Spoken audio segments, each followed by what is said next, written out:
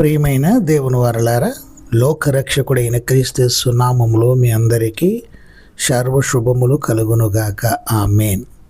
నీకు విరోధముగా రూపించబడిన ఏ ఆయుధము వర్ధిల్లదు. లేఖన సందర్భంలోకి వెళ్తే ప్రియులరా, నాశనం చేసేవాడిని, వాడి ఆయుధాలను దేవుడే సృష్టించాడు. దేవుడు సృష్టించినది దేవుని అదుపులోనే ఉంటుంది ప్రియులరా. యెరూషలేములో శత్రులు దేవుని సేవకులందరికీ, యూదులలోనూ అన్యజనుల్లోనూ ఉన్న నిజమైన విశ్వాసాలందరికీ శత్రువులే. మన దేవుడు మన శత్రువులందరికంటే గొప్పవాడు. ఆయన మనకు న్యాయం చేస్తాడు.